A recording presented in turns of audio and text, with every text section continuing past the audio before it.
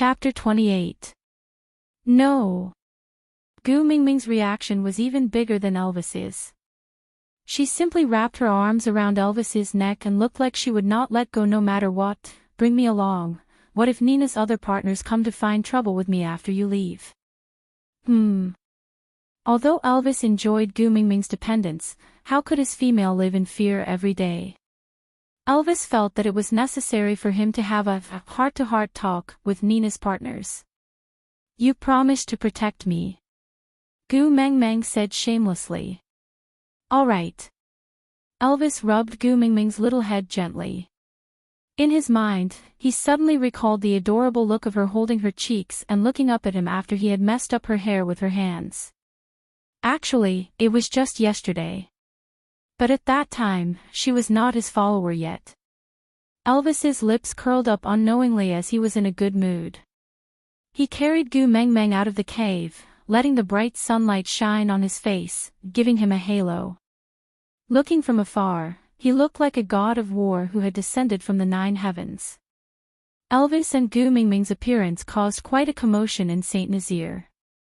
Firstly, Gu Mingming's beauty was too shocking in the beast world no matter how many times they looked at her. Secondly, the deity's punishment ceremony was in progress. What Quentin did to Gu Mengmeng had really caused public anger. How evil was it to lay hands on a young female? Especially a beautiful young female like Gu Mengmeng. They wanted to come forward and comfort Gu Mengmeng, but seeing her huddled in Elvis's arms like a frightened rabbit, they could not bear to come forward. After all, every male in Saint Nazaire was responsible for not protecting her properly and letting her experience such a terrifying thing. Why are they looking at me like that? No matter how slow Gu Mengmeng was, she felt something was wrong when she was stared at by almost 100 pairs of eyes. Hence, she whispered into Elvis's ear. Elvis's ears were more sensitive than the average orc's. Gu Mingming's soft breath blew over, causing his heart to tighten and beat erratically. Seeing that Elvis did not reply, Gu Mengmeng lifted her head and distanced herself from Elvis's face. She tilted her head and looked at Elvis, looking like an obedient child waiting for an answer. Elvis did not answer her question. He was still unwilling to talk too much about the deity's punishment. Rabbit or deer? Elvis deliberately changed the topic. Ha! Gu Mengmeng did not understand. Rabbit meat is smoother, and venison is more tender. Which do you want to eat? Elvis thought for a while and said, or do you want to eat something else? If the tribe doesn't have any, I can help you hunt. Oh, no need to go through so much trouble. After hearing Elvis's words, Gu Mingming's curiosity was thrown to the winds. After all, it was more important to worship her own internal organs. Venison was said to be very nutritious, but Gu Mengmeng felt that as a law-abiding citizen, she really did not dare to try eating a national first-class protected animal, so she smiled and said, I want to eat rabbit. Elvis nodded, then walked towards the cave where the tribe stored their food. As the cold air in the cave was too strong, he placed Gu Mengmeng at the entrance of the cave. Gu Mengmeng thought that Elvis was in the cave. As long as she shouted, Elvis would definitely be able to save her with his speed. Thus, she finally let go of Elvis's neck and waited obediently at the entrance of the cave. Not long after, a piece of bloody meat with a strong fishy smell appeared in front of Gu Mengmeng. Elvis, who was holding the piece of meat, said with a doting expression, eat it. Aside from the topic, authorine, rabbit is so cute, how can you eat rabbit? Gu Mengmeng, don't provoke me, I am now protected by my leader. If you provoke me, my leader will even eat you. Chapter 29. Gu Mengmeng was dumbfounded. Eat. Eat it raw. Not to mention eating, Gu Mengmeng felt nauseous just by looking at the bloody scene. She retched a few times and almost vomited. Leader, lend me a fire. Gu Mengmeng looked at Elvis pitifully. Fire. Elvis frowned, clearly not understanding what Gu Mengmeng meant. As long as he had it, he could give it all to her, let alone lend it to her. Even if he did not have it, as long as he knew what it was, he would fight for it with his life and not let her be unable to get it. But, fire. What was that? Gu Meng Meng looked at Elvis, feeling extremely unbalanced. She was totally dumbfounded. Why did he look so much more pretentious than her? He was clearly an idiot who did not even know what fire was. Gu Meng Meng sighed heavily, thinking to herself, this society that only cares about looks. Leader, can you find 2 dry branches for me? One is thicker, yeah, as thick as your arm. The other is thinner, about as thick as 2 of my fingers. Gu Meng Meng gestured as she spoke, trying to let Elvis understand her meaning. Elvis looked at the rabbit meat in his hands, then at Gu Meng Meng, who was looking forward to it. He passed the rabbit meat to Gu Meng Meng, saying, eat first, I will find you some wood. Gu Meng Meng instinctively took a small step back, saying awkwardly, Leader, I don't eat raw meat. Raw meat? Elvis looked at the rabbit in his hands. It was just skinned, so fresh. Why not eat it? Elvis looked at Gu Meng Meng suspiciously, you want to eat it with the skin on. Gu Meng Meng's mouth twitched, yes, there was no fire here, so there could not be cooked meat. Since it was not cooked, how would Elvis know what raw meat was? Sigh, their living environment was different, the generation gap was as wide as the Pacific Ocean. Leader, I need a branch to start a fire before I can eat. Or else I will die. Gu Meng Meng tried her best to simplify the contents, not saying anything that Elvis could not understand, or else Elvis would not need to help her find something to start a fire after she explained everything, because she could already starve herself to death. Elvis did not know what Gu Meng Meng was thinking. He only understood Gu Meng Meng's words literally, thinking that Gu Meng Meng's request for firewood and fire was a ritual that the messenger of the beast deity had to go through before eating. If she did not do it, she would die. Will die. This was an extremely shocking term. How could his Gu Meng Meng die because she had no branches? Alright, wait for me. Elvis casually threw the rabbit meat aside and left like a gust of wind to help Gu Meng Meng find some wood. Gu Meng Meng sighed silently as she looked at the bloody rabbit meat on the ground that was beyond recognition. No matter how handsome Boss was, he was still a rough man from ancient times. You only know how to peel off the skin before eating meat. Why don't you know how to clean the ingredients first? Sigh, I'll just have to do it myself. With that thought in mind, Gu Meng Meng tiptoed to pick up the rabbit meat on the ground. She wanted to clean this piece of meat at the stream beside the tribe, and wait for Elvis to find some dry branches before trying to start a fire by drilling the wood to cook the meat. Previously, she wanted to sneak away and got lost, causing her to wander around the tribe for half a day. But now, it was a blessing in disguise, at least Gu Meng Meng could find the more iconic places in the tribe. To reach the stream, she just had to pass through the huge empty space in the middle of the tribe and walk a short distance. But, why were there so many people crowding around the empty space today? Aside from the topic. Chapter 30. Gu Meng Meng held onto a piece of unprocessed rabbit meat and squeezed into the crowd with the mentality of joining in the fun. Although Gu Meng Meng had a petite figure, but in this beast world where the ratio of males and females was very different, males were naturally sensitive to females. In addition to the unique fragrance on Gu Meng Meng, the surrounding males quickly noticed Gu Meng Meng and moved to the sides out of habit, opening up a path for Gu Meng Meng. Thank you, it was Gu Meng Meng's first time receiving such treatment. She thanked them awkwardly while walking forward. Then, at the other end of the crowd, she saw a familiar figure. Barit. Gu Meng Meng's eyes widened, her face full of disbelief. Barit and Quentin were kneeling together on a huge rock. The rock was about half the height of a human and its surface area was about 5 to 6 square meters. The entire rock was exposed in an open space without any cover. Barit and Quentin had been kneeling for God knows how long. Their mouths were so dry that their skin was peeling, but Barit was still kneeling with his back straight, not affecting his tough guy image at all. However, Quentin, who was kneeling beside Barit, was in a much more miserable state. Although his broken arm was no longer bleeding, he was obviously very weak. His dry lips were deathly pale. If he were to continue like this, not to mention returning to his original form, he would probably turn into jerky in less than 3 days. In stark contrast to these two, there was another man standing on the stone platform. He was clearly exposed to the sunlight without any cover, but his skin looked crystal clear, as if the sunlight could not cause any damage to him, and instead coated him with a layer of golden light.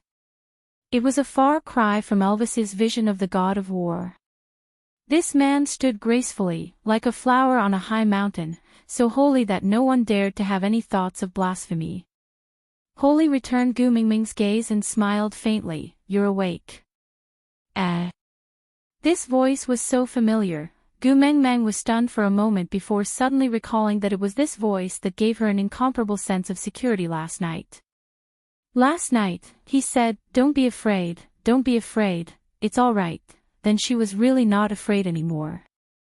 Overjoyed, Gu Mengmeng climbed up the stone platform and leaned in front of the holy man. "You saved me yesterday, right?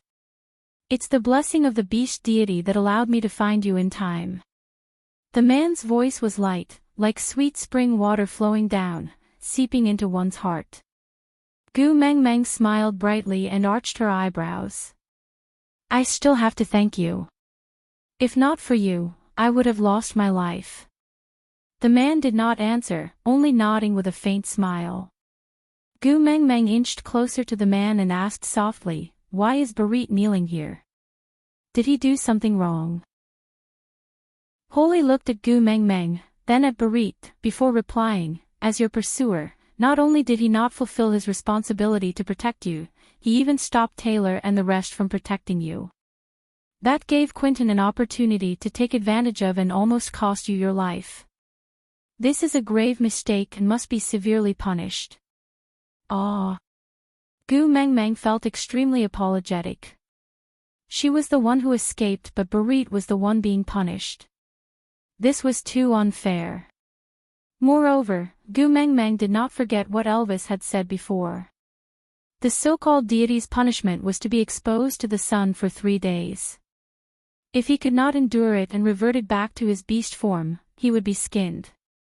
Aside from the topic. Chapter 31. After thinking for a while, Gu Mengmeng took a small step forward and puffed out her chest, saying, "I was the one who asked Barit to stop the others. This is not Barit's fault. If you want to punish someone, punish me, please let Barit go." Gu Mingming's words caused an uproar. It had always been the males taking the punishment for females when they made mistakes.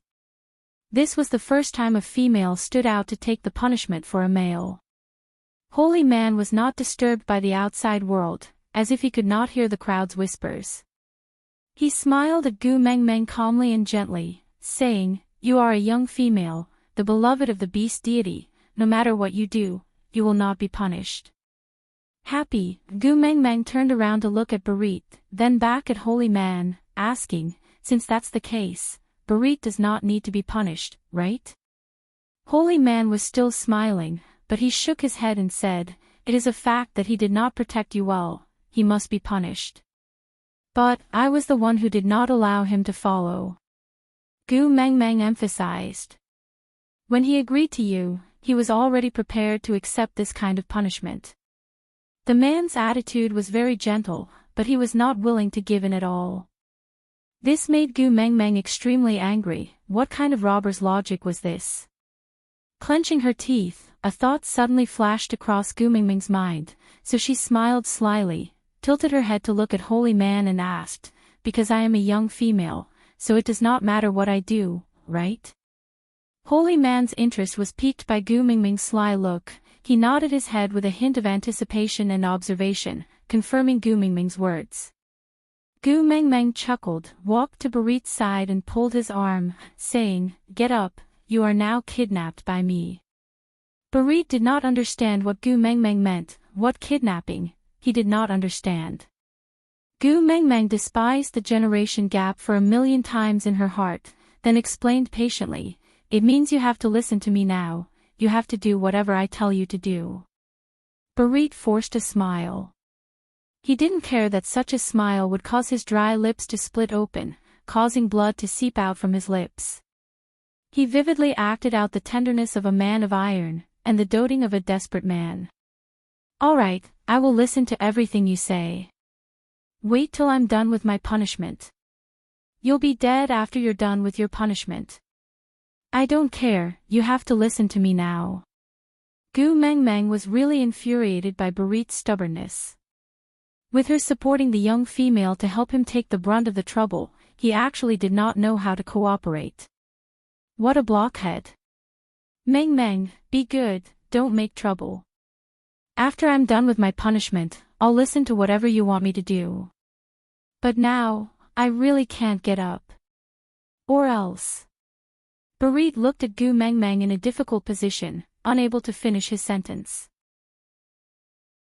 Gu Mengmeng raised her head, arms akimbo, and asked, "Or else what?" Gu Mengmeng did not believe that there was anything scarier than dying from exposure to the sun and being skinned alive.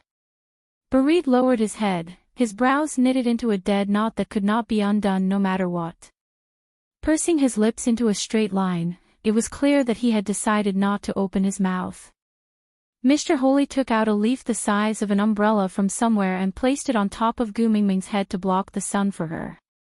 Looking down at Barit and Quinton from above, he answered for Barit, "If they escape from the deity's punishment, the beast deity's fury will descend upon their females." Aside from the topic, Gu Mengmeng, "Barit, you're being kidnapped now." "Barit, Mengmeng, can you kidnap me 2 days later? I'm not very convenient now." Chapter 32. Gu Mengmeng ridiculed in her heart, "Damn it, is there anything new? Everything is about females, for this absurd anger of the beast deity, you don't even want your life." Gu Mengmeng rolled her eyes in her heart, but the two people in front of her, one was punished to kneel here because of her, while the other was her benefactor who just saved her life last night. Although she did not like their stupidity and superstition, she could not say much. After all, everyone had the right to choose their own beliefs. But Gu Mengmeng could not bear to watch Barit bask in the sun for 3 days. So, Gu Mengmeng sat beside Barit, using her elbow to nudge Barit's arm, and asked, "Aren't you not mated yet? You don't even have a female, why are you afraid of the beast deity's anger?" Barit's face blushed slightly, his gaze fixed on Gu Mengmeng. It was a tenderness forged from blood, flesh, and bone. Gu Mengmeng stretched out her index finger to point at the tip of her nose, asking, "Are you afraid that the beast deity will vent his anger on me?" Barit nodded his head. The beast deity's anger would spread to the female. This was the most severe punishment the beast deity could give to males. Even though Gu Mengmeng was not his female, Barit did not dare to take any chances and let Gu Mengmeng take such a risk. Gu Mengmeng was speechless, but she felt a tinge of sweetness in her heart. So, her attitude softened by quite a bit, and she continued to ask as if they were chatting, "Then other than kneeling under the sun, are there any other rules for the deity's punishment?" Barit shook his head, indicating that he did not know, then looked up at Mr. Holy, as if asking him to answer for him.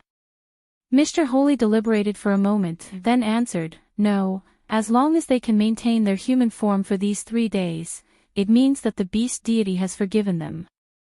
Oh, Gu Mengmeng nodded her head meaningfully, then tilted her head and smiled sweetly at Barit. "Mengmeng, you should go back first. This is the platform of the deity's punishment, it's not good for you to sit here for too long." Barit was a little worried. He was afraid that the beast deity would vent his anger on Gu Mengmeng if he found out that she was on the platform of the deity's punishment. Gu Mengmeng did not mind. She lifted her little chin and said, "What's not good about it? Don't forget, I'm a young female, the beloved of the beast deity. I won't be punished no matter what I do." But Barit wanted to say something but was interrupted by another voice. Gu Meng Meng. Elvis's face darkened as he held on to two wooden sticks, one thick and one thin. She could not blame Elvis for being angry.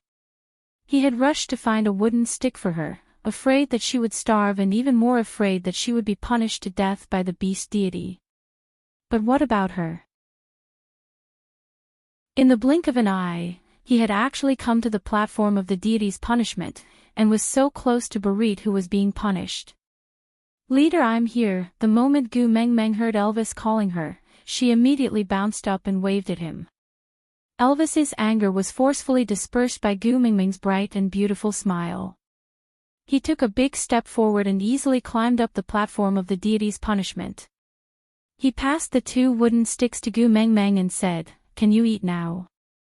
Gu Meng Meng looked at Elvis. Gu Meng Meng clutched her stomach and laughed guiltily. Look at how nice she was, for Barit, she even forgot that she was still hungry. Elvis looked at Gu Meng Meng's unrepentant look, feeling both angry and amused, but he could not do anything to her. He could only sigh and say, "Hurry up and eat." Chapter 33. Barit took over the wood in a daze and started sharpening it seriously. Barit was very excited. He knew he was receiving the deity's punishment, but he just could not control the waves in his heart.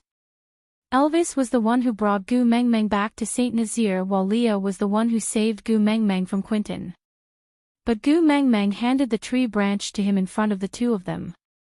Did this prove that among the three of them, Gu Meng Meng liked him the most? After all, females would only give the males they liked the chance to do things for them.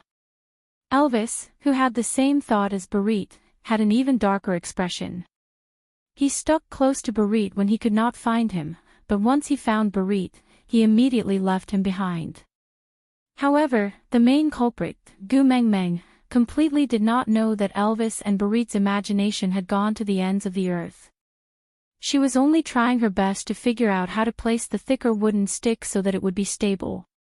Leader. Gu Meng Meng looked up at Elvis softly and passed the thicker wooden stick to him. Can you help me split it from the middle? Elvis's expression became much better. See, Gu Meng Meng passed the thicker one to him. This meant that he was more reliable than Barit. Thus, Elvis took over the wooden stick from Gu Meng Meng with its under a face. He used a little force with his fingers and split the wooden stick from the middle with a cracking sound. Gu Meng Meng immediately clapped her hands and cheered, "Leader, you're so capable, you're really amazing, this is exactly what I wanted." In reality, Gu Meng Meng's flattery was too exaggerated, but the males in the beast world all fell for it. The gazes of the males below the platform of the deity's punishment started to wander around, looking for a thicker and bigger wooden stick than the one Elvis split just now, planning to perform for Gu Meng Meng. The pitiful ones did not know that Gu Meng Meng did not even have the mood to look at them, because she only wanted to eat now. Gu Meng Meng laid the wooden stick that Elvis split flat, then waited eagerly for Barit to sharpen the sharpened one. Gu Meng Meng's gaze seemed to have some kind of magic, causing all the males, including Elvis, to follow her gaze and lock their gazes on Barit at the same time, causing Barit to be extremely nervous. Sharpening the wooden stick under the gaze of the entire tribe was actually so stressful. What about me? What should I do? The neglected Mr. Holy took the initiative to lower himself and kneeled on the ground with one knee. He hooked Gu Meng Meng's chin lightly with one hand and turned her little face towards him. He looked at Gu Meng Meng with a graceful and elegant smile. His long and narrow eyes looked like they could seduce one's soul. How could he be so charming? Gu Meng Meng was a little dazed by that pair of eyes. She was so dazed that she could not say a word. She just opened her mouth slightly and stared at Mr. Holy in a daze. Elvis secretly clenched his fists when he saw this scene. Because Gu Meng Meng's current appearance was exactly the same as when she first met him by the lake. She liked Leah. This was the conclusion Elvis came to. By right, he should be happy, but the burning sensation in his chest told him that he was not as magnanimous as he thought he was. He was selfish and wanted to have Gu Meng Meng for himself and not share her with anyone else. Even if it was Leah, he wasn't willing. The beast pressure that was released unintentionally made all the males under the platform of the deity's punishment feel a strong pressure. The weaker ones almost fainted. Meanwhile, Leah and Barit who were supporting him felt it more vividly. Aside from the topic. Chapter 34. Leah maintained the posture of kneeling on one knee and hooking Gu Mingming's chin. He just tilted his head slightly to look at Elvis. His smile was still calm and composed. Elvis. Elvis only regained his senses after being called by Leah. He retracted his beast pressure and shifted his gaze to the side, not wanting to see that unbearable scene. Gu Meng Meng also regained her senses because of this small change. She despised her fangirl behavior in front of everyone, but she could not help it. This man Holy's looks were really too much. If Elvis was like the god of war who made thousands of armies avoid him, then this man Holy was like a 1,000-year fox demon who had an attraction that made people unable to shift their eyes away. From afar, he was like a flower on a high mountain that could not be defiled, but when one looked closer, he had an irresistible attraction, like a whirlpool, firmly attracting everyone's gaze. Gu Meng Meng smiled awkwardly and passed the wooden stick that Elvis had just broken to man Holy. Beauty, can I trouble you to help me carve a small hole here? Just this deep will do. Leah nodded and released Gu Mingming's chin. He stretched out his slender and fair fingers, the fingernail of his index finger growing to a length of 5 centimeters at a speed visible to the naked eye. Then, he poked the wooden stick lightly and a small hole of the same depth as Gu Mingming's description was done. Gu Mingming's expression was a little dazed. What the heck, there was such a thing. Please forgive her for not being able to accept the fact that all the handsome guys around her were demons. Meng Meng, is this all right? Barit, who was at the side, finally finished carving the wooden stick. He passed it to Gu Meng Meng, forcefully interrupting Gu Mingming's infatuated gaze at Leah. Oh, it's all right. Gu Meng Meng felt that it was too embarrassing for her to lose her composure again, so she took over the wooden stick that Barit had carved and started to focus on drilling the wood to start the fire, refusing to look up at man Holy again. However, even though more than 80% of the people in the tribe were looking at Gu Meng Meng at the platform of the deity's punishment, no one knew what she was doing. But, was that important? Not at all. No matter what the females do, the males just have to support them. Hence, a group of onlookers who did not know what was going on watched with relish as Gu Meng Meng rubbed that wooden stick with all her might until sweat formed on her forehead, but not even a single smoke was produced. Until Gu Meng Meng no longer had any energy left. Her arms were so sore that she could not even lift them up. She hung by the side weakly, staring at the 2 wooden blocks in a daze with a conflicted face. Elvis then asked, "Is the ceremony over? Can you eat now?" Gu Meng Meng looked up, her big eyes watering. "Leader, please protect me." Elvis's heart palpitated under Gu Mingming's gaze. Her pitiful look really made one's imagination run wild and he had an urge to tear her apart and eat her up. Gu Meng Meng moved closer to Elvis while whining and pushed the 2 pieces of wood towards Elvis, saying, "Leader, help me drill, I don't have any energy left." Although Elvis did not understand why she had to use a piece of wood to drill another piece of wood, since it was Gu Mingming's request, he naturally would not reject her. Hence, Elvis squatted down and imitated Gu Mingming's actions just now, starting to rub the sharp end of the thinner wooden stick into the groove of the thicker wooden stick with force. Not long after, a cloud of green smoke rose. Chapter 35. Elvis looked at the wisp of green smoke and his hands paused for a moment. Although the smell was faint, he seemed to have smelled the scent of the flame devil. "Hey, don't stop." Gu Meng Meng finally saw a ray of hope, but when Elvis stopped, the smoke was blown away by the breeze. Elvis looked at Gu Mingming's anxious look and although he was hesitant, he still continued to rub the smoke. Indeed, after a while, a small flame started to burn.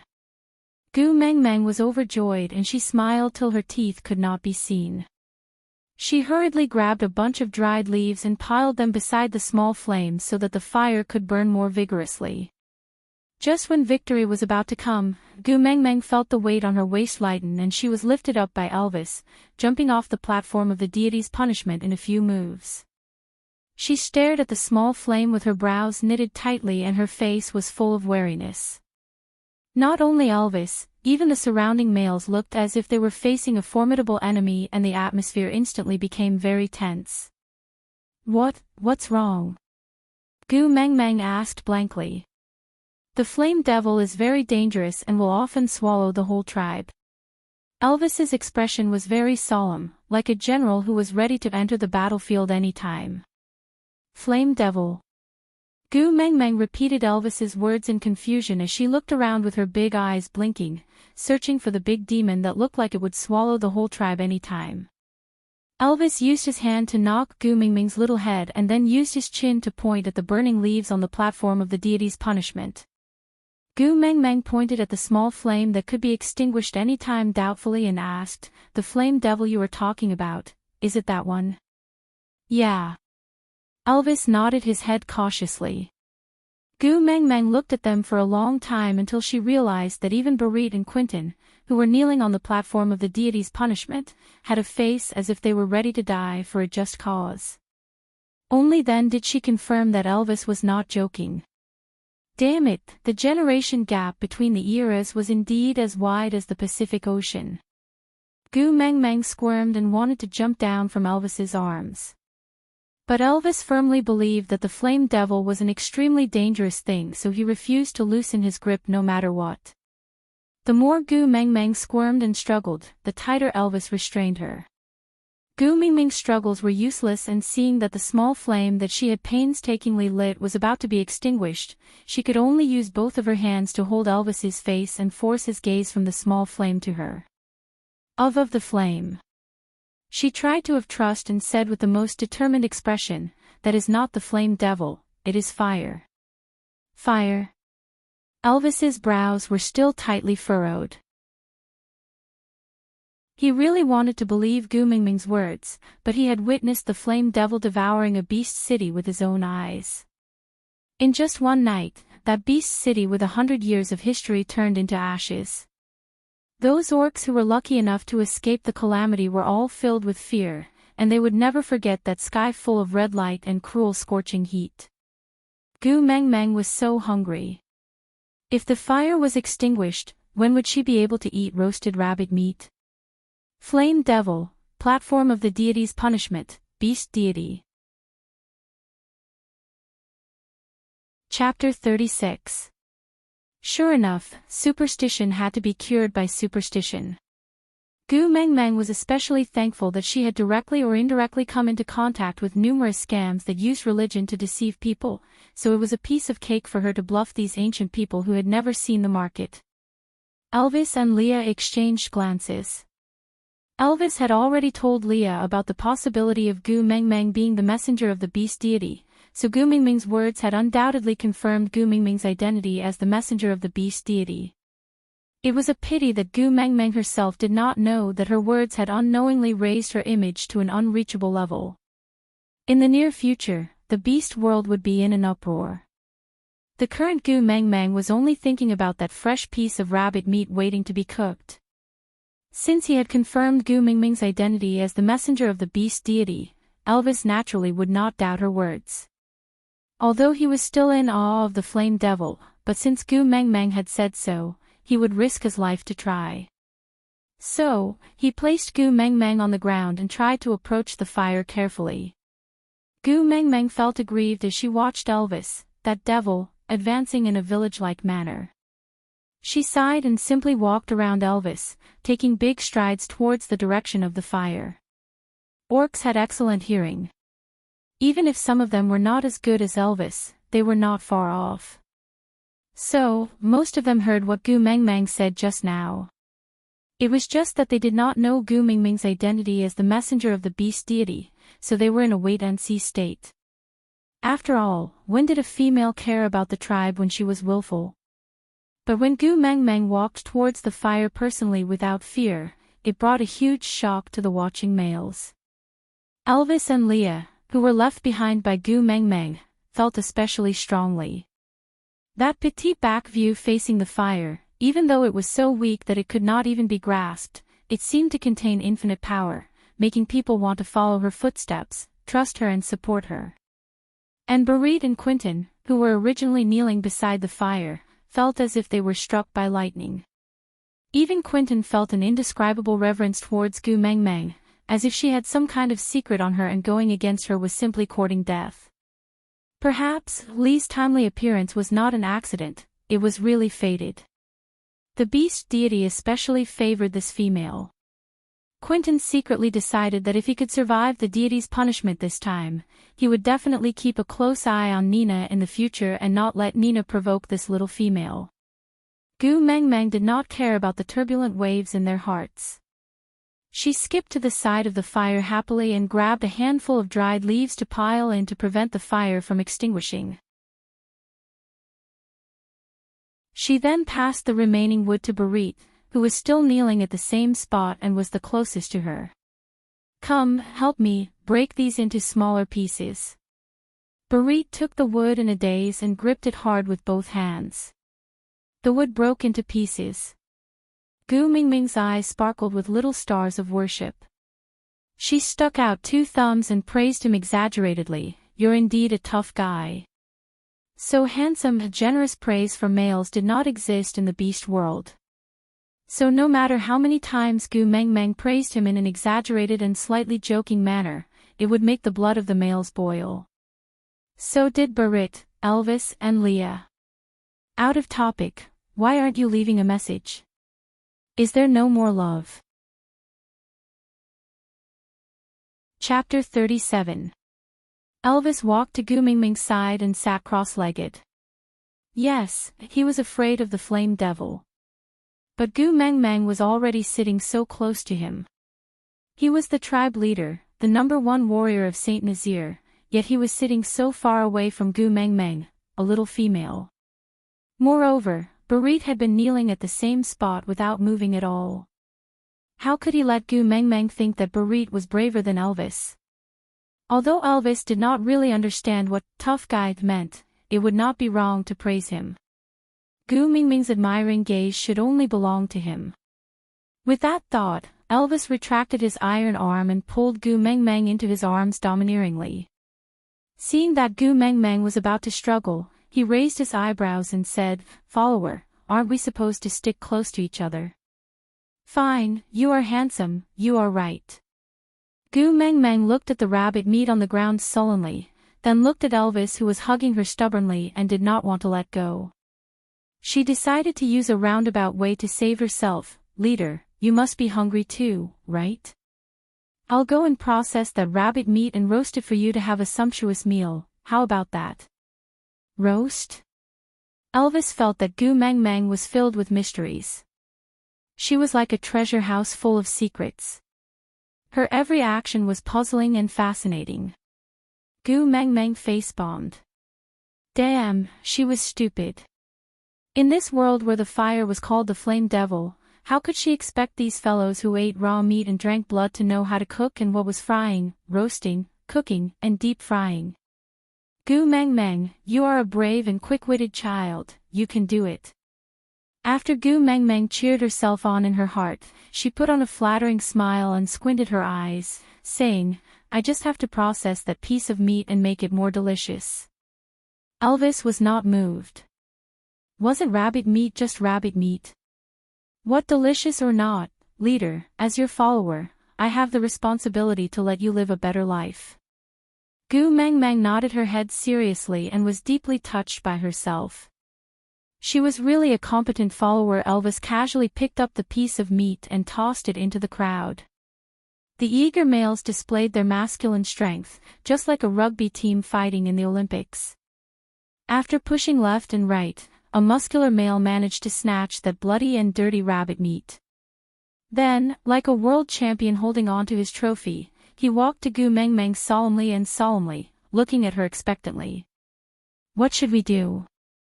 Tell me and let Colin do it. Elvis's gaze never left Gu Mingming's face. Gu Mengmeng truly felt that the treatment of being surrounded by the stars was not something an ordinary person could enjoy.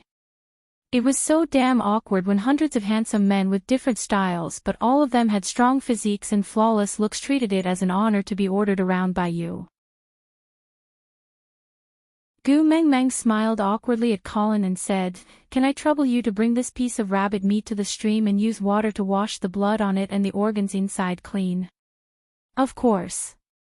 Gu Mingming's politeness made Colin blush. There had never been a female who spoke to him so gently before.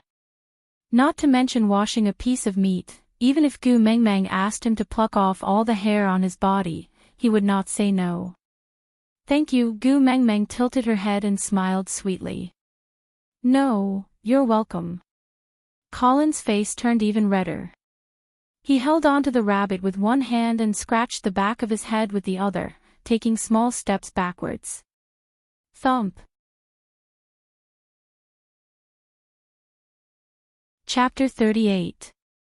Colin handled the rabbit meat very quickly and came back with a piece of meat that had been washed clean not long after. Gu Mengmeng received the rabbit meat happily and asked Colin to find a thinner branch to sharpen one end of it. Then, she skewered the rabbit meat on the branch and tilted her head to look at Elvis. She used a fawning and docile tone to discuss, "Leader, can I sit a little to the side? I can't display my abilities if you hug me like this." Elvis liked the feeling of Gu Mengmeng nestling in his arms. It was as if she was a part of his body and he was only complete when he hugged her in his arms. But, he could not bear to disappoint her. So, he nodded his head and allowed her to leave his arms. It was just a distance of less than half a meter, but he felt that it was a little far. Gu Mengmeng was so hungry that she was seeing stars. No matter how many handsome men there were, they were not as good-looking as the rabbit meat in her hands. "Roasted rabbit meat, my favorite, la la la la." Gu Mengmeng hummed a little tune while turning the rabbit meat in her hands. Unbeknownst to her, she had shocked all the males in Saint Nazaire once again with her contentment. Gu Mengmeng knew how to sing. The legendary ability that only females from the mermaid tribe knew, Gu Mengmeng actually knew it. Gu Mengmeng turned around unintentionally and saw Barit looking at her in shock and astonishment. So, she used her elbow to nudge Barit's arm and asked, "Why are you looking at me like that?" Barit suddenly regained his senses and lowered his head with his brows tightly furrowed. For the first time, the proud warrior of Saint Nazaire, Barit, avoided the gaze of the female he liked. He started to doubt, was he really outstanding enough? Was he really worthy to be Gu Mingming's pursuer? What's wrong? Gu Mengmeng was even more astonished. Barit had always been a straightforward person, never hiding or being coy. Although his liking was a little sudden and baffling, humans were just that weird. When someone told you that he liked you for 100 times, that person would become a little special to you.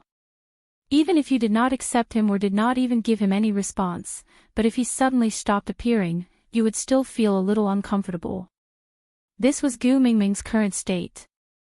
This Barit had always wanted to have his eyes on Gu Mengmeng. Now that she had taken the initiative to approach him, why was he avoiding her? Barit pursed his lips and looked at the nimble twigs in Gu Mingming's hands. He did not answer his question and asked, "You're not afraid of the flame, fire?" Gu Mengmeng grinned and replied, "As long as it's used properly, fire will not turn into a flame devil." "Look, isn't it helping me roast the rabbit meat?" Barit nodded his head ambiguously and did not reveal more of his thoughts. In the instant that the flame was ignited, he was determined to die. Chapter 39. Barit looked into Gu Mingming's eyes, his resolute face filled with determination. "I want to protect you." Thump. Gu Mingming's maiden heart was violently teased by Barit's not gentle words. How could she forget? Mr. Holy had said before, if one avoided the deity's punishment, the beast deity's anger would affect the female of the punished. Even though she and Barit did not know anything other than each other's names, this fellow still insisted on seeing her as his partner and was willing to risk his life for her. The touching feeling was not because he was not afraid of anything, but because he was clearly afraid, but to protect you, he did not retreat. The corners of Gu Mingming's lips curled upwards unknowingly. Barit was indeed a tough guy, he was so handsome. While they were chatting, the rabbit meat had already been roasted until it was crispy on the outside and tender on the inside, with a golden brown surface. That alluring aroma made Gu Mengmeng, who was already famished, feel even more hungry. Swallowing her saliva, Gu Mengmeng decided to tear a rabbit leg for Elvis after an internal struggle. After all, she did not know how long she would have to stay here, she still had to cling on to his thigh. Thus, Gu Mengmeng swallowed her saliva while tearing off the rabbit's left hind leg to fawn over Elvis. The words "I'm so hungry, I want to eat" were clearly written on her face, but her mouth was saying, "Leader, why don't you try my cooking first?" Elvis did not take the rabbit meat from Gu Mingming's hands, but this did not prevent Gu Mingming's actions from greatly pleasing him. She shared the food with him. In her starving state, she shared the food that she cooked personally with him. Thus, Elvis unilaterally and generously forgave Gu Mengmeng for giving him the cold shoulder while chatting with Barit. He only smirked arrogantly, pushing the rabbit leg in Gu Mingming's hands back to her, saying arrogantly, "Females have the priority to enjoy all the food. This is the rule of the beast world. I am the leader of Saint Nazir, I will not snatch a female's food." Gu Mengmeng was famished long ago. Even though the rabbit leg did not have any seasoning, just the barbecued smell was enough to make her mouth water. Not to mention a rabbit leg, Gu Mengmeng felt that even if she was given a cow, she would eat it without batting an eyelid. But considering her plan of cozying up to him, Gu Mengmeng forcefully stopped the rabbit meat by the side of her mouth and confirmed again, "You really don't want to try it first? Then I'll eat it. After I finish, there might not be any left. Eat." Elvis's smile was faint, with a hint of indulgence. Even though it was just a faint smile, it was not hard to see the meticulous pampering. Gu Mingming's patience had reached its limit. Even if Elvis came to snatch it from her again, she would not let him have it. He held the rabbit leg with both hands and chewed on it. Judging by modern standards, Gu Mingming's current table manners looked rather pathetic. But in the eyes of Elvis, Barit, Leah, and the other males, she was extremely adorable. Chapter 40. The smell in the air just now was already fragrant and tempting enough. At this moment, they firmly believed that the processed food in Gu Mingming's hands must be incomparably delicious, more delicious than anything they could imagine. Just as Gu Mengmeng ate the second rabbit leg and burped in front of everyone, the male beasts below the platform of the deity's punishment were pushed aside to form a path. Those who were pushed to the sides were initially unhappy, but when they turned around and saw that it was a female from the tribe, they scratched their heads in embarrassment and moved away on their own accord. "Sandy, I'm sorry, Gu Mingming's food is too fragrant, so I didn't smell your scent." The males apologized as they moved to the sides. "Yeah, it's all right." Sandy smiled awkwardly. Although she was a female and the people in the tribe had always treated her well, compared to Nina, the first beauty, Sandy seemed to have gotten used to being ignored. "I also smelled the fragrance, so I came over to take a look." "Ow ow, the food that Gu Mengmeng made smells really delicious. Moreover, Gu Mengmeng is not only beautiful, she's also gentle and kind. If you want to eat, just tell her, she won't reject you." Gu Mingming's tap water number 1 said. Yes, I saw her sharing the food with Elvis just now. She's even willing to share the food with the males, so it's not a problem for the females." Gu Mingming's tap water number 2 added. Sandy smiled shyly. She was just lured over by the magical fragrance, but when she was really in front of Gu Mengmeng, she was too embarrassed to ask Gu Mengmeng to share the food with her. After all, she had 6 males herself. If she begged others for food, her males would be laughed at. She did not want others to say that her males could not even feed their own females. Because of her, they had been bullied by Nina and her partners enough. Gu Mengmeng, who was on the platform, was already full. She was the typical big-eyed but small-bellied person. Just now, she thought she could eat a cow, but now, her stomach clearly told her that her understanding of herself was very incomplete. Gu Mengmeng, who was preparing to distribute the remaining rabbit meat to others, naturally heard the discussion below the platform of the deity's punishment. She looked towards the direction of the voice and saw Sandy. Sandy had short hair and looked refreshing and sunny. She had a quiet and gentle smile that was slightly bashful but not coy. Her skin was a healthy wheat-colored and slightly stocky. She was on the borderline between strong and fat. Although it did not conform to modern aesthetics, her chubby body looked cute. Although they were both females from Saint Nazaire, Sandy and Nina formed a stark contrast. Gu Mengmeng had a natural liking for such a soft and shy girl. After all, she had been surrounded by a group of males for 2 days.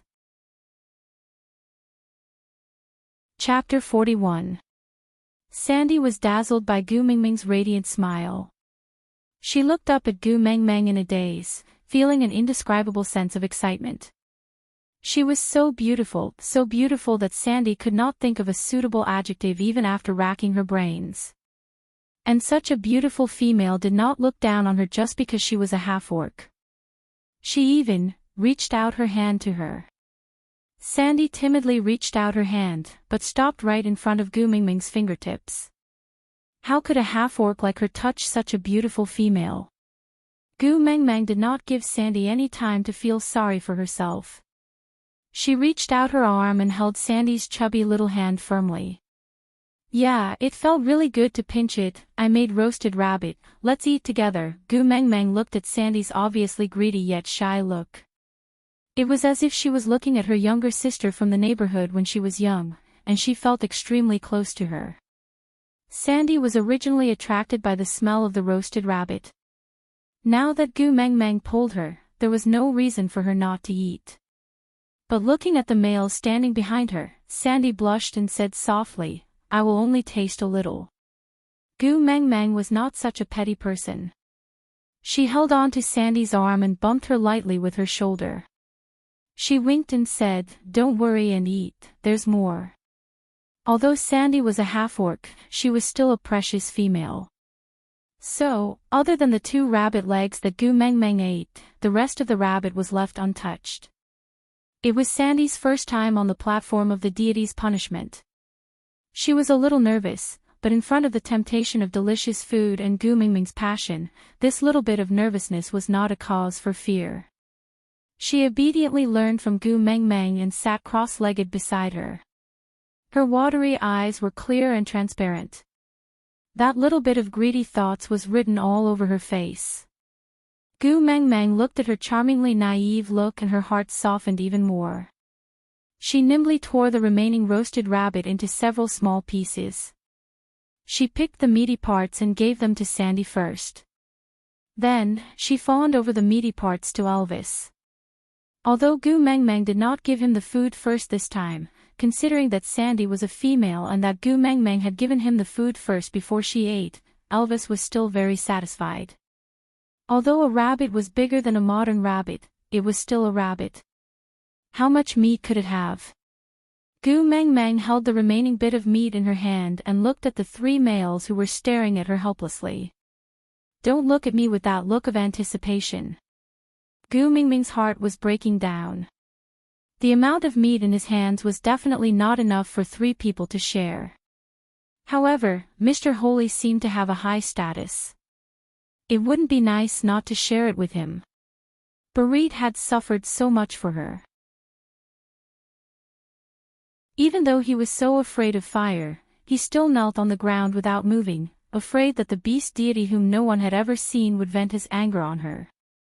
This friendship was there for all to see. If she did not give it to him, Gu Mengmeng would curse herself for being a scum. Looking at Colin, who had helped clean up the rabbit meat just now. Although they weren't very familiar with each other, at least he had done his part. Was it okay to not give him? Sigh, there was a lack of resources.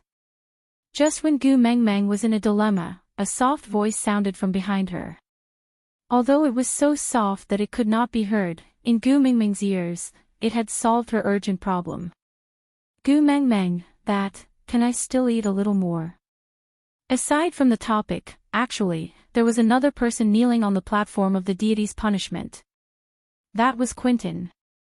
However, Gu Mengmeng chose to ignore him.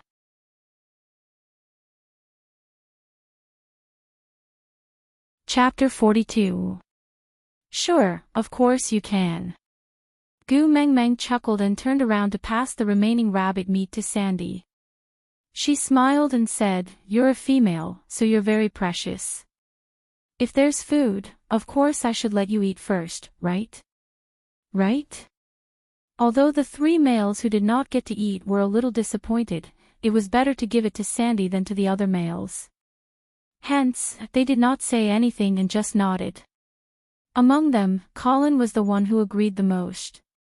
He looked at Gu Mengmeng with shock and admiration and said, "You're really the kindest and most gentle female I've ever met.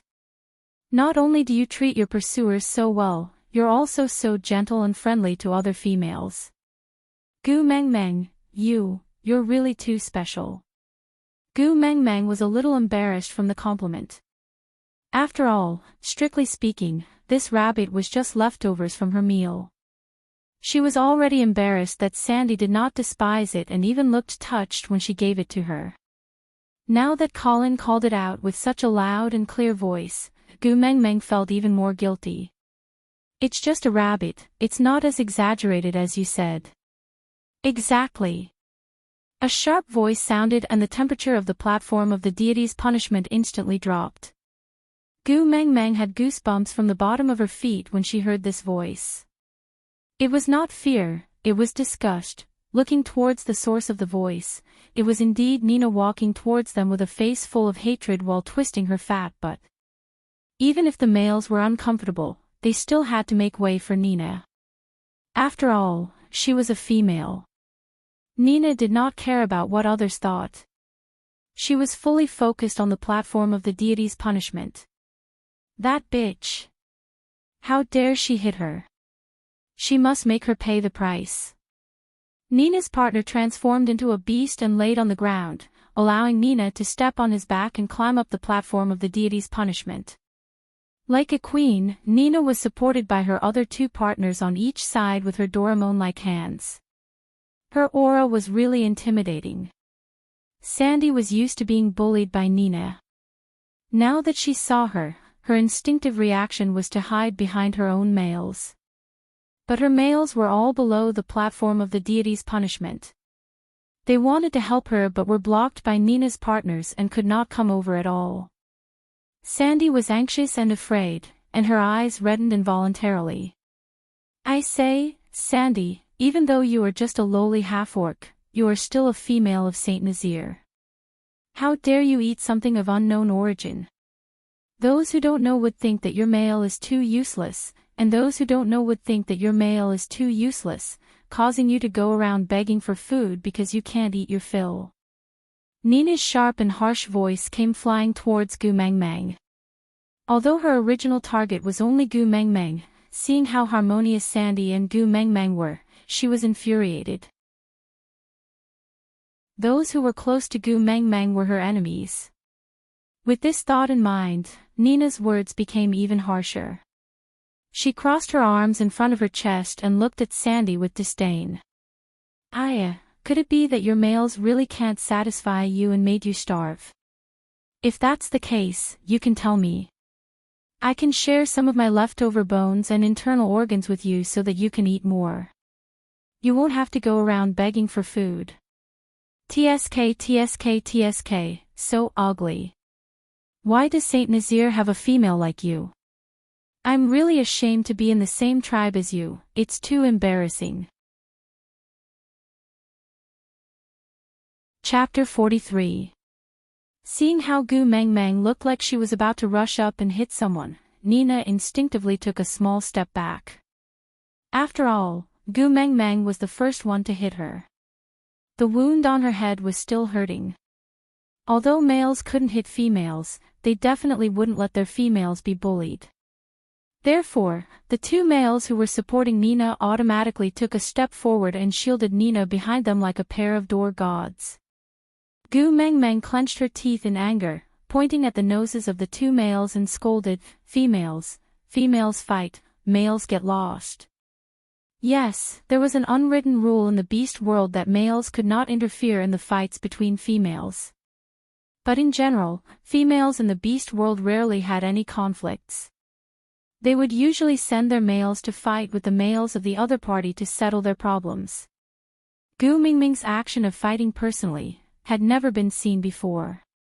Gu Mengmeng saw that the pair of door gods did not budge and had no intention to move aside, which made her even angrier. She rolled up her sleeves and said fiercely, "What's wrong? Are you guys going to attack me too? Yesterday, you asked Quentin to kill me but he did not succeed. Today, you two are planning to be substitutes and kill me in front of everyone in Saint Nazaire, right? Come on. Do you think I'm afraid of you?"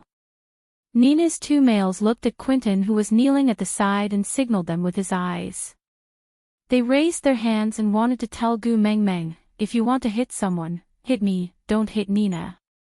But before she could say anything, just as her hand moved, the aggressive Gu Mengmeng fell to the ground with a thud.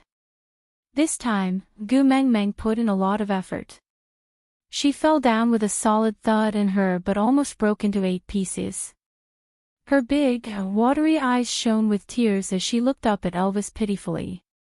She looked like a female lead in a Qiangyao drama who was wronged but still stubborn. She said with a trembling voice that was on the verge of tears, "Leader, save me, eh?" The pair of door gods looked at each other in astonishment. Did they touch her just now? No, right, didn't they? Then why did she fall down? Could it be that she was too weak to stand up to the wind and was blown away by the wind they raised with their hands? These people who lived in the ancient times naturally did not know that Gu Mingming's play was called Pinciere when she was about to give birth. Yeah, the Oscars owed Gu Mengmeng 10086 Oscars. Males in the beast world had extremely good eyesight and Elvis was so close to them. Moreover, from the moment Nina appeared, he had been on guard, afraid that Gu Mengmeng would be at a disadvantage. So he could clearly see that Nina and the other two males definitely did not touch Gu Mengmeng. However, was that important? Gu Mengmeng had already fallen. Did it matter if they were the ones who pushed her? Like a gust of wind, Elvis flashed in front of Nina's pair of door gods. Gu Mengmeng did not blink, but she could not see Elvis's movements clearly. By the time she could see clearly, Nina's partners had already been lifted off the ground by Elvis, who was holding their necks. Then, with a loud bang, a cloud of dust rose under the platform of the deity's punishment. The pair of door gods were thrown down by Elvis. The males who were watching the commotion below the stage were already very contemptuous of Quentin's behavior. Now that Nina's other two partners actually dared to lay their hands on young females in front of everyone, this was simply inhumane. Damn, orcs were also humans. How shameless could they be? Chapter 44. Gu Mengmeng climbed up from the ground with a roll and stood half a step behind Elvis like a vile person intoxicated by success. She raised her head and looked at Nina with an even more arrogant aura than when Nina was facing Sandy just now. "Nina, I'm going to kill you. Ugly monster, you were so arrogant just now. Come, tell me again, who is the one with an unknown background?" Elvis raised his eyebrow and looked at Gu Mengmeng, who was obviously bullying others with her power. That glance was filled with infinite gentleness. Elvis felt extremely proud to be able to become her pillar of support. Thus, Elvis, who had always kept a respectful distance from the matters of females, did not feel that the disputes between females were boring and troublesome for the first time. Instead, he stood at the same spot and played the role of support, watching Gu Mingming's performance with relish. Nina had always been traumatized by Gu Mengmeng, but she only dared to find trouble with Gu Mengmeng because of her masculinity. But she never expected Elvis to intervene. The two of them standing side by side was like an insurmountable Himalayas to her. Nina did not expect Elvis to intervene. Nina was a little scared and instinctively wanted to escape, but she felt that she could not do it. Especially when Gu Mengmeng shouted, "Ugly monster," it really triggered her sensitive nerves. After all, she was the most beautiful female in the tribe. How could her beauty be slandered? Therefore, Nina mustered up her last bit of courage and puffed out her chest. She raised her head and said, I'm talking to Sandy. What does it have to do with you? Sandy is my friend, what you say about her has got to do with me. Gu Mengmeng held on to Sandy's arm and secretly held on to Sandy's trembling hand. She did not mind that Sandy's palms were all sweaty and only raised her chin to signal Sandy with her eyes. Then, she asked, "Right, Sandy?" Yeah. We are friends." Sandy was always timid in front of Nina. Even with Gu Mingming's support, she still did not dare to look Nina in the eye. She just hid behind Gu Mengmeng like a frightened chick, seeking protection. But, Gu Mingming's petite figure could not even cover half of Sandy's rotund figure, so this scene was rather funny. But at this moment, Nina could not be bothered to make fun of Sandy and Gu Mingming's physique. She only felt that she was about to die from anger. She could not afford to offend Gu Mengmeng, but who asked this bitch to have Elvis and Barit backing her up? But Sandy, this lowly half-orc female, actually dared to go against her so brazenly. This was simply turning the sky upside down. Sandy, come here. With that, Nina pounced over, wanting to pull Sandy from behind Gu Mengmeng and teach her a harsh lesson. How could Gu Mengmeng let her have her way? Just as Nina pounced over, Gu Mengmeng pulled Sandy to the side and avoided Nina's attack. At the same time, she tripped Nina's leg and Nina fell flat on her face. It fell right in front of Quentin. Quentin wanted to reach out his hand to help Nina up, but his wrist was held by a fair and slender hand. His voice was calm, but with a hint of seduction. If you reach out your hand to help Nina up now, this matter will not be as simple as a small conflict between females. Do you have the confidence to win against Barit, Elvis, and me? Aside from the topic, author, Gu Mengmeng, it's not right to bully others. Gu Mengmeng clasped her fingers and looked at Authorine. Nina is not human. Authorine, Gu Mengmeng, why are you scolding others? Gu Mengmeng shrugged. I told you, Nina is not human. Authorine, Gu Mengmeng, you can't say that Nina is not human just because she has a conflict with you. Gu Mengmeng, are you Xuanzang? Can't you tell that this is the beast world? Who knows what kind of seductress Nina is? Just you wait, I'll beat her into her original form for you to see. Authorine. A mess in the wind. Gu Mengmeng, close the door, let Elvis go. Chapter 45. Quentin stopped his outstretched hand abruptly. He could have fought Barit to a draw, and if he had fought with all his might, he might have won. But now that he had lost an arm, it was impossible for him to defeat Barit. Moreover, other than Barit, Elvis and Leah were by Gu Mingming's side. Looking at Quentin slowly putting down his hand and finally clenching it into a fist, Leah clicked his tongue in regret. I thought you would be very willing to give me a chance to perform. Quentin did not reply. His brows were tightly furrowed as he made eye contact with Nina, who was sprawled in front of him. Nina had heard the entire conversation between Quentin and Leah, but she did not think that Quentin's silence was to help her. Instead, she thought that Quentin was timid and weak, allowing Gu Mengmeng to bully him because he was afraid of Barit, Elvis and Leah. Nina did not dare to lose her temper at Leah and Elvis, but she was not so polite to Quentin. She sprawled on the ground and did not even straighten up, one of her hands slapping the ground with all her might to show her anger. She glared at Quentin with her black chicken-like eyes, pointing at his nose and scolding, "You useless fellow, you can't even handle a small matter properly. Now that I'm being bullied, you actually stand by and do nothing. I don't have a useless male like you. I want to break off the partnership with you, I must.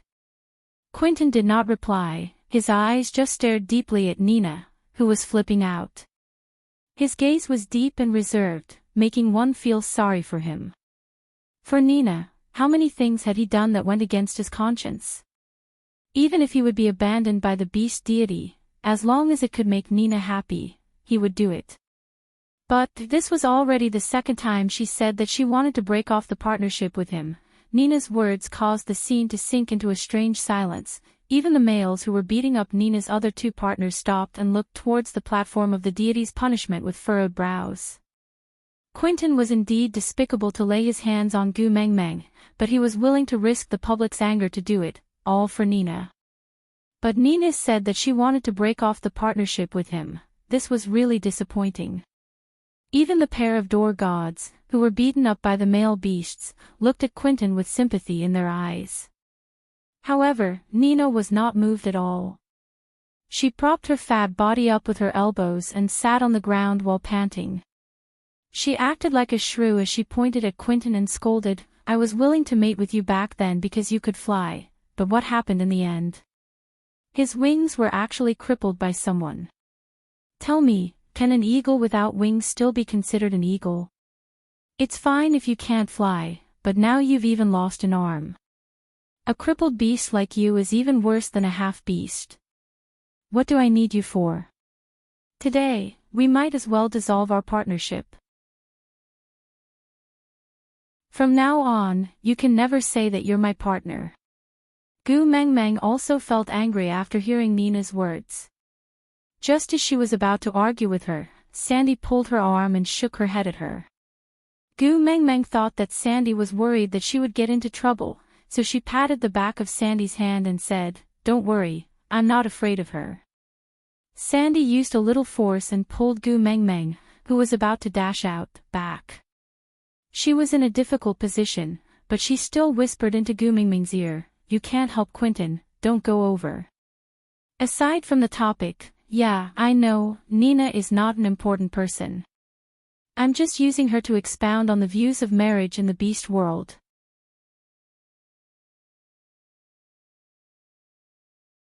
Chapter 46. Gu Mengmeng looked at Sandy in confusion, not understanding what was going on. Sandy pursed her lips and lowered her voice even further. "This is a tacit agreement between females. We cannot interfere with the matters between other females and their males." Gu Mengmeng looked at Sandy and nodded after thinking for a moment. That's right, even an upright official would find it hard to settle a family matter. As an outsider, it was indeed inconvenient for her to interfere with the matters between a couple. Gu Mengmeng sighed and suppressed her manic chivalrous heart. She decided to be a down-to-earth onlooker and watch the live version of the breakup arena. "If I were Quentin, I would have dumped Nina long ago." Gu Mengmeng twitched her mouth in disdain and tilted her head slightly to tell Sandy. Gu Mengmeng's voice was very low, but it was still heard by everyone. Her words were even more unacceptable than Nina's saying that she wanted to break off her partnership with Quentin. This was simply a universally shocking concept. Sandy was also quite shocked. She looked at Gu Mengmeng with her big, adorable eyes and only spoke after a long time. Males can only mate once in their lives. Once they break off their partnership with their partners, they will receive the punishment of the fury of the beast deity. Even if the stronger ones can survive, they will become stray beasts and never feel happiness or warmth again. They can only live like the walking dead. Moreover, they will be chased and killed by all the orcs. That kind of life is very miserable. F***ck. Gu Mengmeng's eyes widened even more than Sandy's. That was too inhumane. Not allowing a divorce when the relationship between husband and wife was broken. Why did a divorce sound like it was destroying the entire Milky Way galaxy and they were chased and killed by everyone? What did my divorce have to do with you? Facing Gu Mengmeng's astonishment, Sandy clearly did not understand. This was common sense. Why did Gu Mengmeng not seem to know about it? Gu Mengmeng looked at Sandy's expression and roughly knew that she had overreacted. Perhaps, in this world where the ratio of males to females was so abnormal, such a rule was a form of protection for females. Otherwise, with the willful and suicidal nature of females in the beast world, males would probably have strangled numerous females like Nina to death. Although Nina was despicable, but if the females were all strangled to death, then the beast world would not be able to continue reproducing. Gu Mengmeng understood this point and the expression on her face softened a little. She shook her head and said, "Forget it, forget it. Why should we join in the fight between the husband and wife? Come on, let's go back and eat. Look, your rabbit meat is getting cold. Do you want me to heat it up for you?" At the mention of food, Sandy immediately forgot about Gu Mingming's strange behavior just now.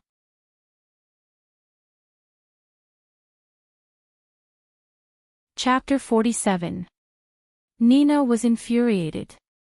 She rushed forward and before Gu Mengmeng could react, she smashed the roasted rabbit that Gu Mengmeng had just warmed up for Sandy onto the ground. She then looked at Sandy arrogantly and said, "I said not to eat, are you deaf?" Gu Mengmeng already disliked Nina. Although she would not stand up for Quentin like a saint, it did not mean that Gu Mengmeng could accept Nina's way of doing things. Moreover, Nina had been looking for trouble the moment she came out. Gu Mengmeng wanted to beat her up just now, but she suddenly turned around and targeted Quentin in the middle of a quarrel. This caused Gu Mengmeng to be unable to vent her anger and could only endure it. Now, she came to look for trouble again and even smashed the food that was meant for Sandy onto the ground.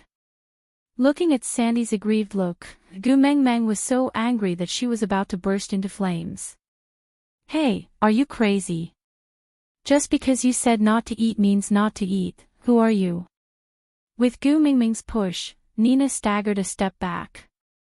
Because she was prepared, she did not fall this time. Because of Quentin's silence, Nina, who was already in a bad mood, completely vented her anger on Gu Mengmeng. What was so good about this skinny young female? Barit liked her, Elvis liked her and now even Leah expressed his support and affection towards her. How hateful, all these outstanding males should have belonged to her, the first beauty of the tribe. So, Nina copied Gu Mingming's actions and pushed back, not to be outdone. Gu Mingming's body was petite and slender. Naturally, Nina, who was bloated and lacked training, could not be compared to her. She just lowered her body slightly and dodged Nina's attack easily. She then swung her fist and hit Nina's fat stomach. Damn it, Gu Mingming's fist was completely buried in Nina's overturned stomach. She felt that she could not exert any force on it, as if her fist had landed on cotton. It was so light that it made her feel uncomfortable. But even so, Gu Mingming's years of martial arts and Sanda training in the gym were not for nothing. To Nina, who had never been hit before, a heavy blow almost took her life. She sat down on the floor and wailed, "Ah, murder. This young female wants to kill me. Someone save me." Nina thought that her pitiful plea for help would definitely trigger a male's protective instincts, because she clearly saw Elvis's muscles tensing up when Gu Mengmeng did that. He looked like he was going to destroy the world, as if whoever stood opposite Gu Mengmeng deserved to die. So, Nina learned from Gu Mengmeng and added some of her own acting skills, forcefully portraying what it meant to be a pitiful wailing like a pig being slaughtered. However, her appearance was not completely useless.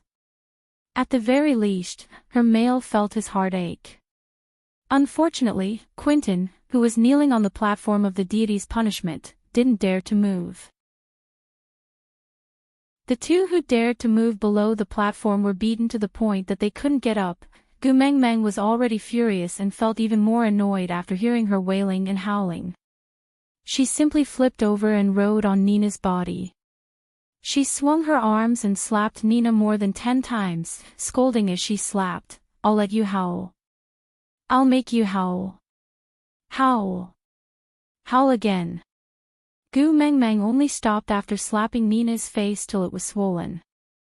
Nina had never seen such a scene before and she was completely dumbfounded from the slaps. Looking at Gu Mengmeng riding on her, she did not even have the courage to push her.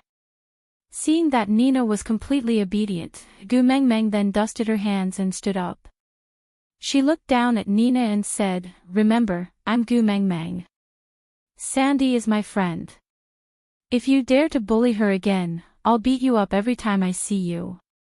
Aside from the topic, author, cough cough, to promote the correct values, hitting people is not right. Babies, remember not to hit people for no reason. Gu Mengmeng, it's not right to hit people, but it's effective.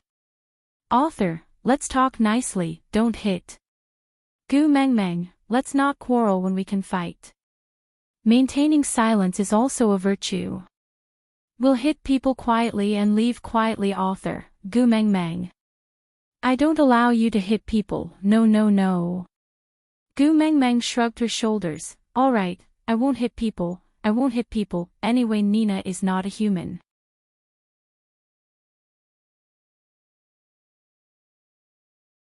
She really liked Sandy more and more. The platform of the deity's punishment was about 5 to 6 square meters in size, so Elvis could hear the entire conversation between Gu Mengmeng and Sandy.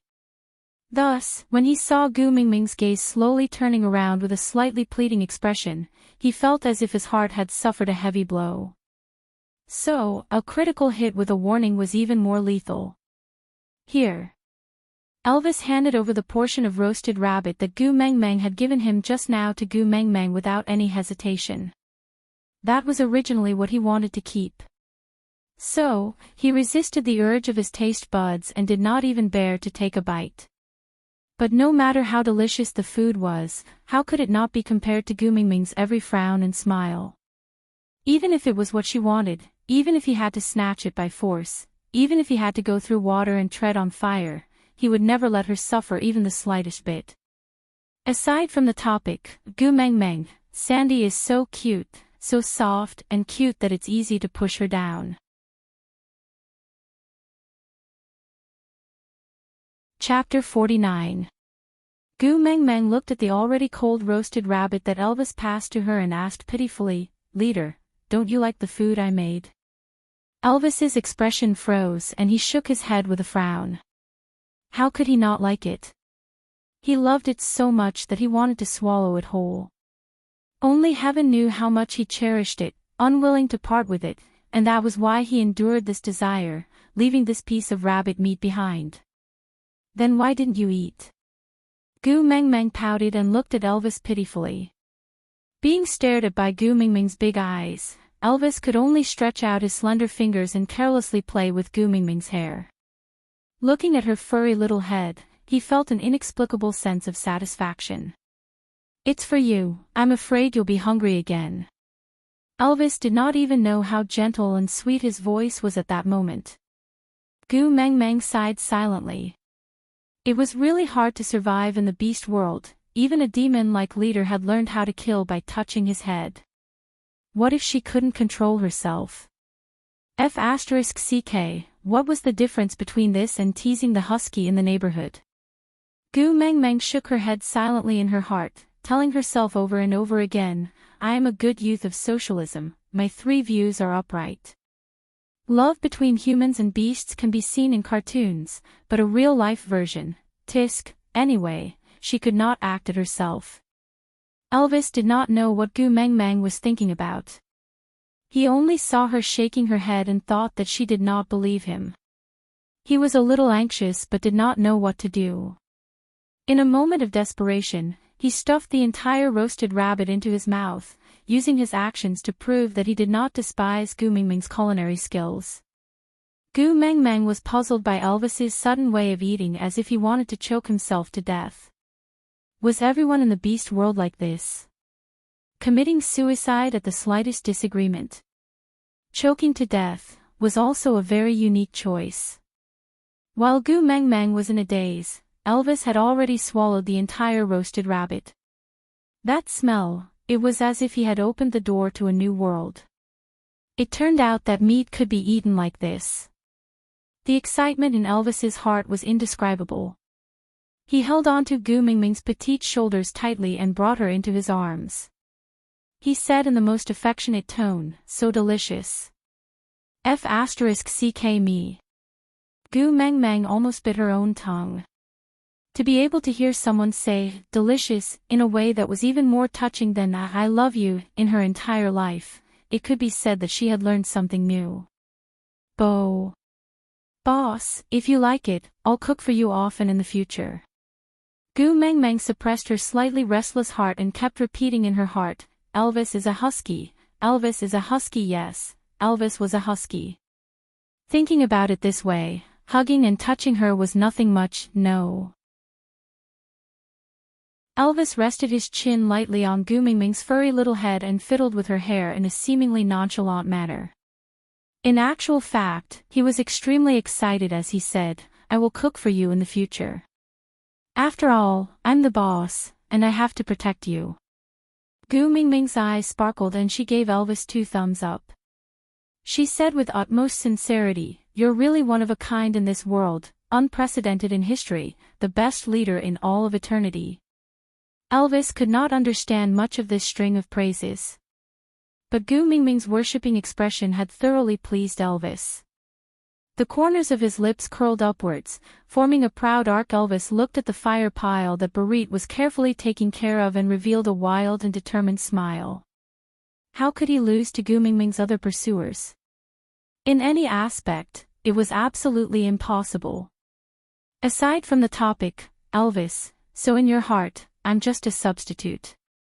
Gu Mengmeng shook her head with her eyes wide open. Elvis, you don't have to lie to me, I already know. Gu Mingming's black face full of question marks. Elvis, say, who do you think the husky is? How did you know him? Which stage are you two at now? Gu Mengmeng. Kiss, hug. Raise high. Leader, where are you going?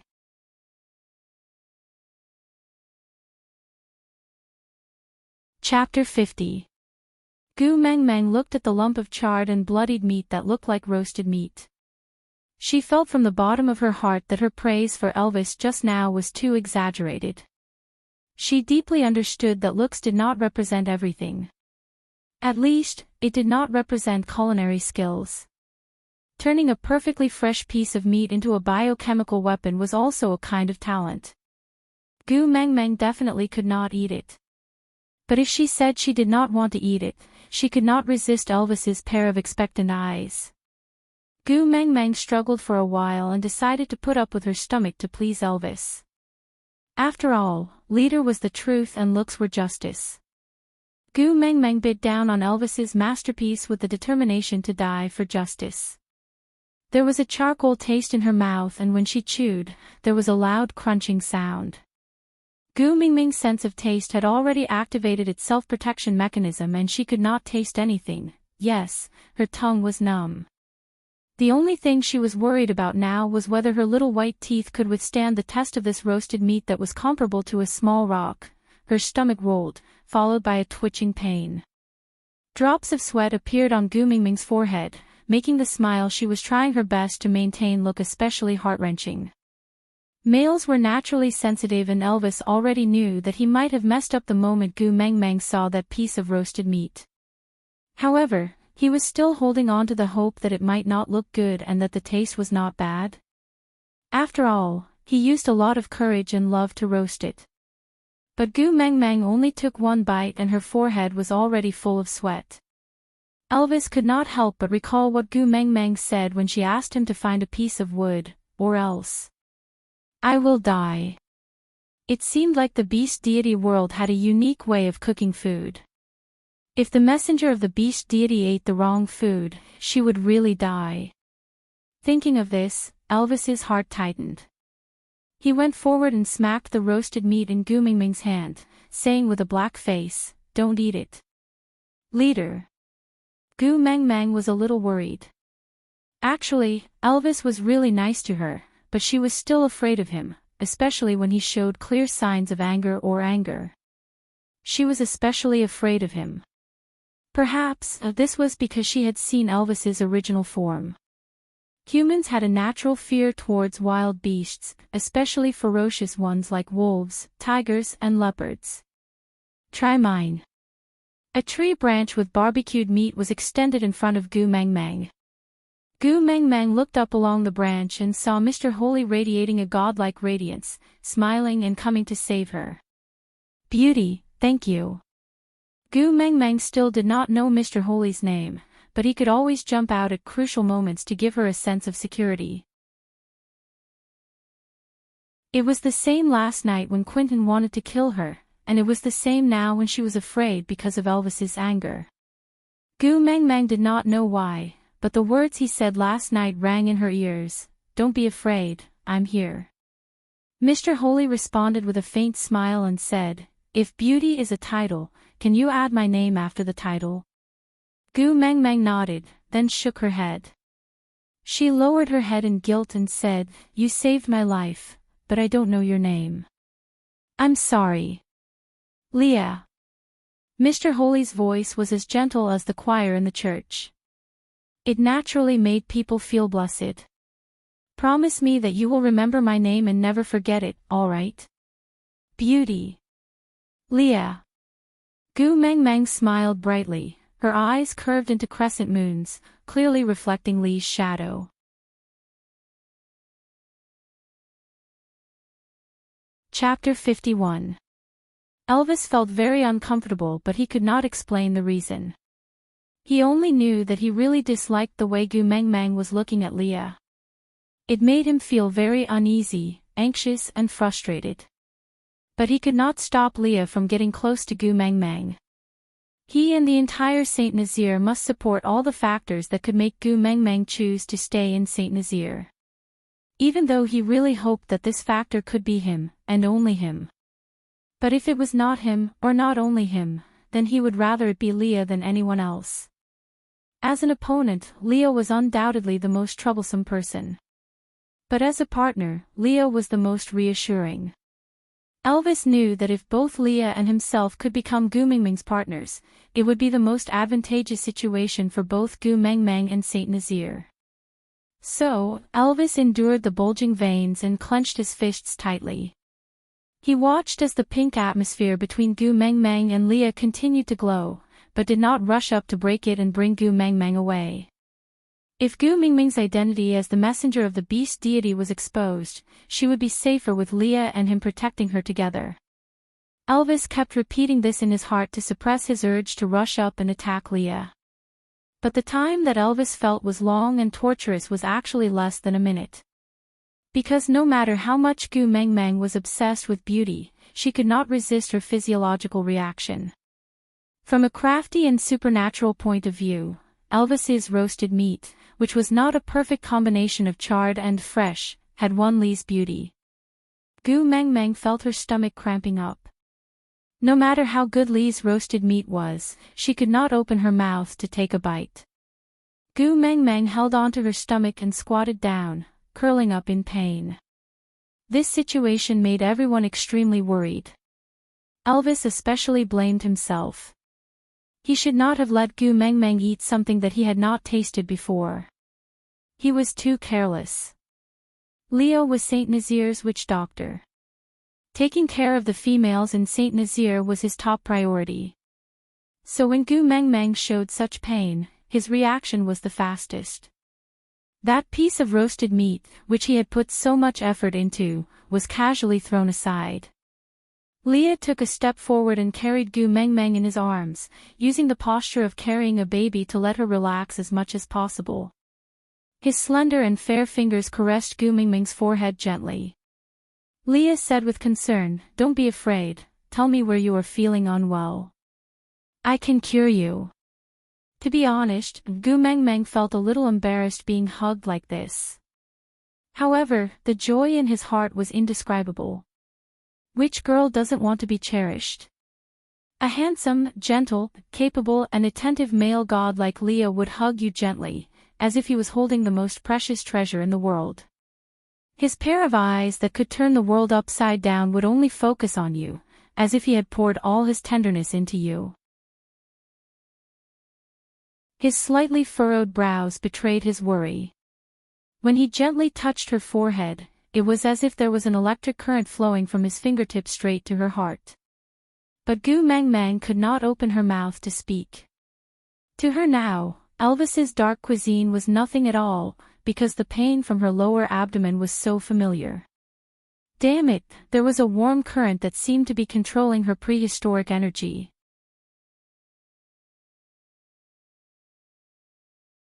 Chapter 52. A sweet fragrance slowly spread out and the entire Saint Nazaire was stirred. Yes, another young female in the Saint Nazaire tribe had come of age. Even though it was only her second day in the tribe, she was still a female in Saint Nazaire. The coming of age of every female was a joyous event for the tribe. Firstly, it was because the birth rate of females was extremely low, and coupled with the fact that they were born weak, it was not easy for them to successfully live to adulthood. Secondly, since the young females were born, all the unmated males in the tribe had the obligation to take care of and protect them. Therefore, on the day that the young female became an adult, the tribe would hold a grand bonfire party, allowing the matured young female to choose a male she liked from among the single males to become her partner. It was very important to be the first partner of the female in the future. No matter how many partners the female had in the future, the first partner's status in the family would be second only to the female.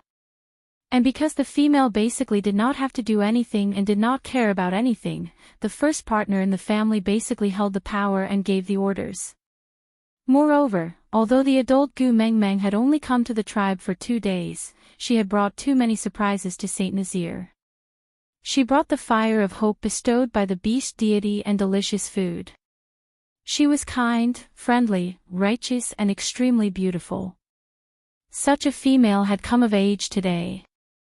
The arrival of happiness was too sudden, and the males in Saint Nazaire would definitely fall into madness and excitement. On the other hand, Elvis's conflict, Li's faint smile and Barit's unbearable agony. Yes, Barit was one of the top suitors among Gu Mengmeng's pursuers, and Gu Mengmeng clearly treated him differently. If he could confess his love to her at the bonfire party today, even if he was not her first partner, he could definitely become one of her partners. But now, he had to kneel on the platform of the deity's punishment, and there were still 2 days left. In these 2 days, he could only watch Gu Meng Meng choose someone else. However, Gu Meng Meng, who had caused all the commotion, had no idea what her great-aunt had brought to the males in Saint Nazaire. She only blushed and looked at Leah, who was smiling warmly at her, thinking about how to tell him that even if he was the living Huatua, he could not cure her menstrual pain.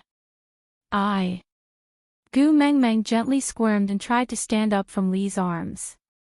Although she felt that Li's embrace was very warm and comfortable, but it was too shameful for someone who was on her period and didn't even bring a sanitary pad to stay in someone else's embrace. Leah tightened his arms and stopped Gu Mengmeng's actions.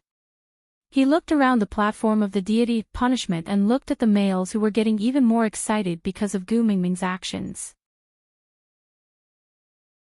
His rose-red lips moved closer to Gu Mengmeng's ears and said in a deep voice that sounded like a cell, "Don't leave me."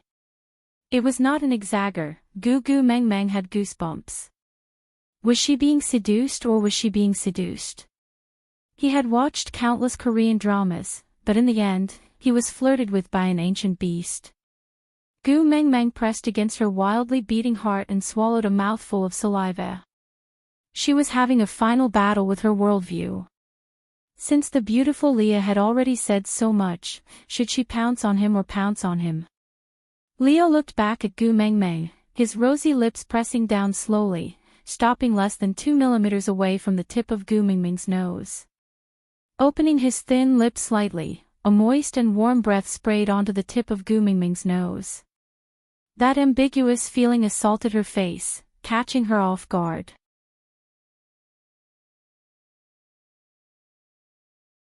Chapter 53. Howl howl. Gu Meng Meng could even hear the wolf howling in her heart. Control, she must control herself. Gu Meng Meng suppressed her heart that was beating erratically, pursed her lips and said, "I'm fine, let go of me." Leah hooked Gu Mengmeng's chin with his slender fingers, as if he was deliberating over something, but did not say anything. He just led her to turn her face to the side, shifting her gaze away from his face and glanced at the beasts with green eyes under the platform of the deity's punishment. Then, he hooked her chin back and asked with a faint smile, "Sandy might not be able to protect you." F*******. Gu Meng Meng felt thousands of beasts galloping through her heart. What was going on? Did the werewolves transform collectively on the night of the full moon? The bunch of good-looking guys just now, why were they all like beasts staring at a food cart in a zoo? And unfortunately, Gu Meng Meng herself was equivalent to a food cart. Gu Meng Meng was shocked and instinctively wrapped her arms around Li's neck, trying her best to burrow deeper into Li's arms. She couldn't care less about her period anymore. Her life was more important. Gu Mingming's actions made the fragrant blood smell spread even thicker. Leah, who was hugging her, was not spared from being affected. His heart was beating, once, twice, strongly and forcefully. This long-lost feeling made Leah frown, but his expression was almost indiscernible. Other than Elvis, no one else noticed. Not going down. Leah shifted his attention to Gu Meng Meng, making himself look normal so that no one would notice his abnormality. Gu Meng Meng shook her head like a rattle drum. Go down, what kind of joke was this? Damn it, she had a premonition that as long as she left Li's side, this bunch of green-eyed servants would tear her apart and devour her, leaving not even her bones behind. Leah smiled in satisfaction at Gu Mingming's reaction. He stood up slowly, cleanly, and without any unnecessary movements. He supported Gu Mingming's but with one hand, while his other hand hung by his side nonchalantly. In order not to fall, Gu Meng Meng could only hug onto Li's neck with all her might, not daring to relax at all. Their faces were pressed against each other and Li's heart was stirred up by Gu Mingming's delicate skin and fragrant scent. Even though he tried his best to control his emotions, his tone still revealed too much flirtatiousness. Are you going back to Elvis or me? Gu Mingming's heart skipped a beat. The more dangerous the outside world was, the more seductive this kind of ambiguity was. Gu Meng Meng buried her entire face in the crook of Li's neck, so she did not see that her small action made Leah hold his breath and that he was at a loss for what to do. Send me back to Boss. Boss will protect me. I can protect you too. This sentence almost slipped out of his mouth, but Leah strangled it to his throat. After a few twists and turns, he finally managed to extract it into the word good. Leah walked past Elvis and the two of them exchanged glances. The tacit understanding they had developed from years of going through life and death situations allowed them to communicate without words. Tonight, the bonfire party to celebrate Gu Mingming's coming of age would definitely be very exciting. But the final victors could only be the two of them. Elvis and Leah walked side by side, protecting Gu Meng Meng who was nestled in Li's arms like an ostrich. They passed through the crowd of eager males, exuding the pressure of the strong and none of them dared to act rashly. Meanwhile, on the platform of the deity's punishment, Barit, who was staring at their backs, punched the ground hard. A crack appeared on the stone and his fist was covered in blood. Aside from the topic, the good news was that Gu Mingming's aunt announced that she was coming of age. The bad news was that there would be no meat in the strict crackdown. The author shrugged her shoulders innocently.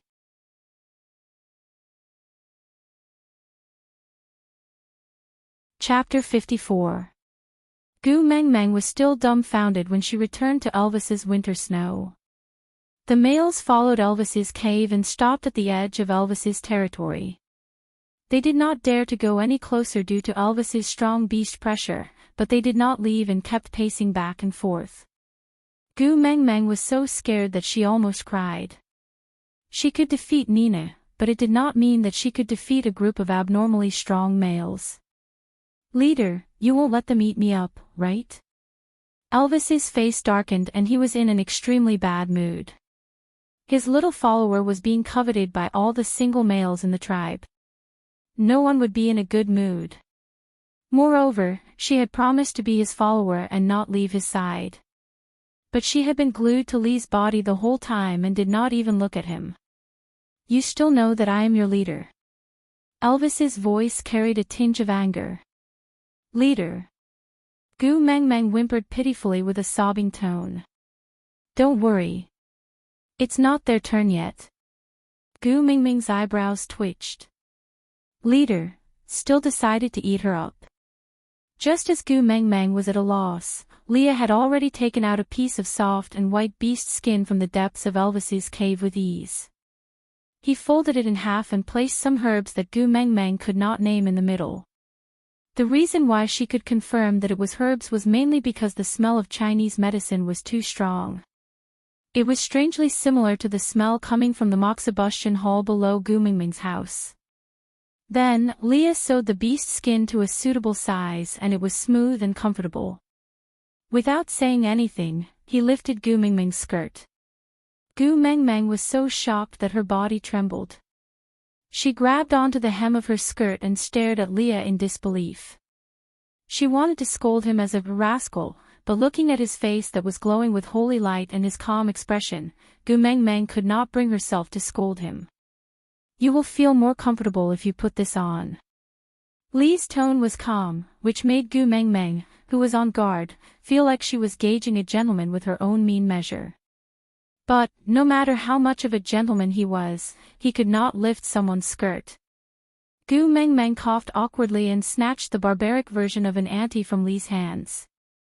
She nodded and stepped back, saying, I'll do it myself, I'll do it myself. Lee's slender fingers threaded through Gu Mingming's silky hair and supported the back of her head firmly, while his other hand wrapped around Gu Mingming's waist.